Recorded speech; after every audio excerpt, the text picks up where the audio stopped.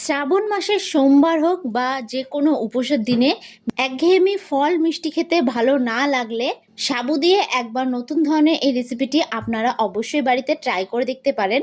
আমি আপনাদেরকে গ্যারান্টি দিয়ে বলতে পারি এই রেসিপিটা খেতে কিন্তু দারুণ হয়। তো চলুন দেখে নেওয়া যাক আজকে আমার এই রেসিপিটি। তো ভিডিওটা কোথাও স্কিপ না করে পুরোটা দেখার জন্য আপনাদের কাছে আমার অনুরোধ রইল। সবার প্রথমে আমি এখানে একটা ফ্রাইং প্যান বসিয়ে দিয়েছি। এবার আমি এর মধ্যে দিয়ে দেব 1 বাটি পরিমাণে সাবুদানা। আমি কিন্তু এখানে বড় সাবুদানা দিয়ে রেসিপিটা তৈরি করছি, তবে আপনারা কিন্তু চাইলে ছোট সাবুদানা দিয়েও রেসিপিটা তৈরি করতে পারেন। গ্যাসের ফ্লেমটাকে হাই রেখে আমি 2 মিনিট ধরে সাবুটাকে কিন্তু খুব ভালো করে নাড়াচাড়া করে একটু ভেজে নেব। এরকম শুকনো খোলাতেই কিন্তু সাবুদানাটাকে একটু ভেজে নিতে হবে। আমি সবসময় ঘরে থাকা উপকরণগুলো দিয়ে রেসিপিগুলো তৈরি করার চেষ্টা করি, যাতে আপনাদের রেসিপিগুলো তৈরি করতে কোনো অসুবিধা না হয়। গ্যাসের ফ্লেমটাকে মিডিয়াম টু হাই রেখে সাবুদানাটাকে কিন্তু আমি 2 মিনিট নাড়াচাড়া করে খুব ভালো করে একটু ভেজে নিয়েছি। তো এবার আমি গ্যাসের ফ্লেমটাকে অফ করে দেব। অফ করে অন্য একটি পাত্রে আমি নামিয়ে নেব। তো দেখুন এইরকম একটি প্লেটে আমি সাবুদানাটাকে নামিয়ে নিয়েছি। এবার এটাকে কিন্তু খুব ভালো করে একটু ঠান্ডা করে নেব। এবার অন্যদিকে আমি একটা ছোট মিক্সিং জার নিয়ে নিলাম। এবার এই জারের মধ্যে আমি সাবুদানাটাকে দিয়ে দেব। অবশ্যই কিন্তু সাবুদানাটাকে ঠান্ডা করে তারপরে মিক্সিং জারের মধ্যে দেবেন। এবার ঢাকনা বন্ধ করে আমি এটার একটা স্মুথ পেস্ট তৈরি করে নিচ্ছি। তো দেখুন এটাকে কিন্তু খুব ভালো করে আমি একটু গুঁড়ো করে নিয়েছি। এবার অন্যদিকে একটা বড় মিক্সিং বোল নিয়ে নিলাম। এবার এই বোলের মধ্যে আমি গুঁড়ো করে রাখা সাবুদানাটাকে দিয়ে দেব। এবার আমি এর মধ্যে দিয়ে দিচ্ছি একটা সেদ্ধ করে রাখা আলু। একটা গ্রেটারের সাহায্যে আমি আলুটাকে ঠিক এইরকমভাবে একটু গ্রেট করে দিচ্ছি।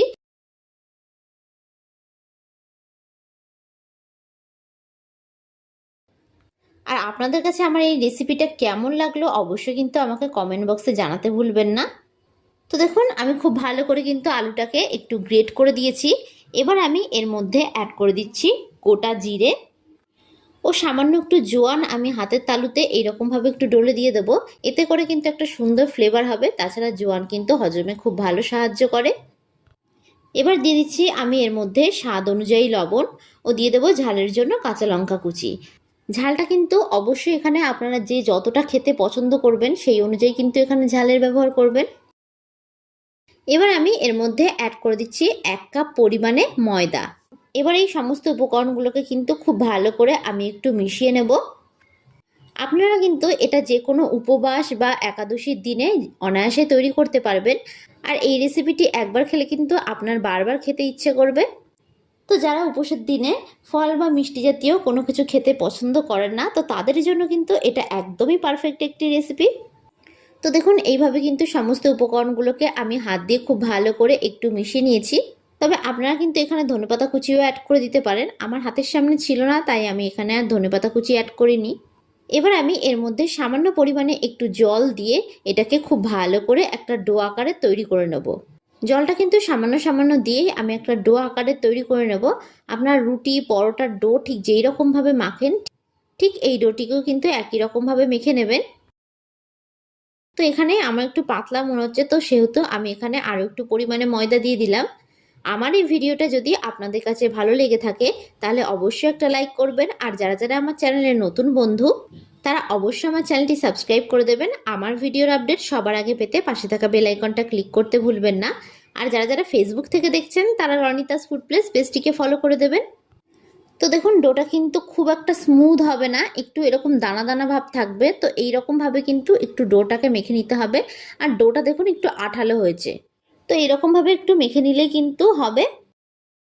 এবার এটা থেকে আমি একটু লেচি কেটে নেব। এটাকে কিন্তু কোনো রেস্টে রাখার প্রয়োজন নেই। এবার আমি এখানে লেচিগুলোকে কেটে নিচ্ছি।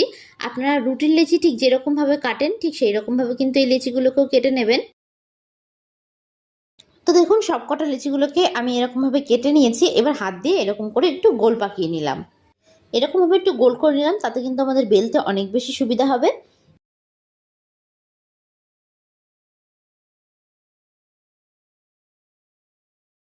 এবার অন্যদিকে একটা চপিং বোর্ড নিয়ে নিলাম। আমি এই চপিং বোর্ডটার উপর বেলে নেব। তবে আপনারা কিন্তু চাইলে কিচেন স্ল্যাবেও বেলে নিতে পারেন। এবার একটা লেচি আমি নিয়ে নিলাম। এবার এর মধ্যে বেশ খানিকটা পরিমাণে আমি ময়দা দিয়ে দিলাম। একটু বেশি পরিমাণে ময়দা দিয়ে কিন্তু বেলবেন, নাহলে কিন্তু যেটার উপর বেলবেন সেটার উপর একটু লেগে যেতে পারে। তো এবার এটাকে কিন্তু আমি ঠিক এইরকমভাবে একটু বেলে নিচ্ছি। খুব বেশি পাতলা করে কিন্তু বেলবেন না, ঠিক এইরকম আকারে একটু বেলে নেবেন। এবার এটাকে একটা গোল শেপ দেওয়ার জন্য আমি এরকম একটা টিফিন বাটির ঢাকনা নিয়ে নিয়েছি। এবার এটাকে এরকম চাপ দিয়ে আমি গোল শেপের একটু করে নেব। আমি যাতে একটু সুন্দর লাগে সেই জন্য কিন্তু টিফিন বাটির ঢাকনাটা দিয়ে কাজটা করে নিলাম। আপনারা কিন্তু চাইলে এমনি বেলেও নিতে পারেন।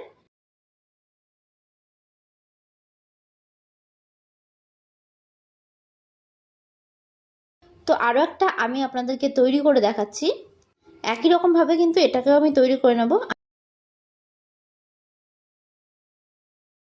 আর আমি এখানে টিফিন বাটির ঢাকনা দিয়ে কাজটা করেছি, আপনারা কিন্তু চাইলে যে কোনো বাটি দিয়েও কাজটা করতে পারেন।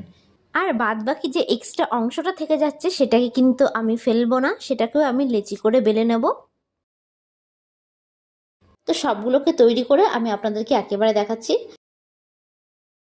তো দেখুন এখানে কিন্তু সবগুলোকে ঠিক একই রকমভাবে আমি তৈরি করে নিয়েছি। এবার অন্যদিকে আমি একটা ফ্রাইং প্যান বসিয়ে দিলাম।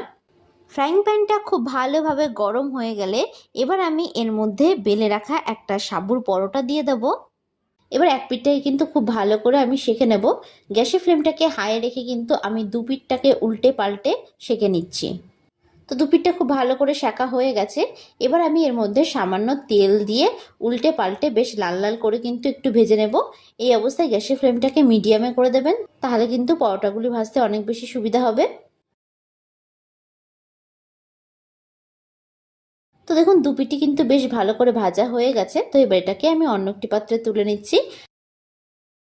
বাদবাকিগুলোকে কিন্তু ঠিক একই রকমভাবে আমি ভেজে নিচ্ছি। প্রথমে পরোটাগুলোকে একটু ভালো করে সেঁকে নেবেন, তারপরে পরোটাটিকে তেল দিয়ে ভাজবেন, তাহলে দেখবেন পরোটাগুলি কিন্তু অনেক সময় ধরে নরম থাকবে। আমার এই ভিডিওটা আপনাদের কাছে ভালো লেগে থাকলে অবশ্যই একটা লাইক করবেন। আর যারা যারা আমার চ্যানেলে নতুন বন্ধু তারা অবশ্যই আমার চ্যানেলটি সাবস্ক্রাইব করে দেবেন। আমার ভিডিওর আপডেট সবার আগে পেতে পাশে থাকা বেল আইকনটা ক্লিক করতে ভুলবেন না। তো ভিডিওটা শেষ পর্যন্ত দেখার জন্য আপনাদেরকে আমি অসংখ্য ধন্যবাদ জানাই।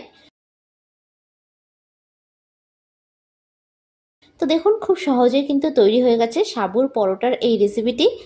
যারা উপোসের দিনে মিষ্টি জাতীয় কিছু খেতে চাইছেন না তাদের জন্য কিন্তু এটা একদমই পারফেক্ট একটি রেসিপি। তো তাদের কাছে আমার রিকোয়েস্ট থাকলো এই রেসিপিটা বাড়িতে একবার হলেও তৈরি করার জন্য।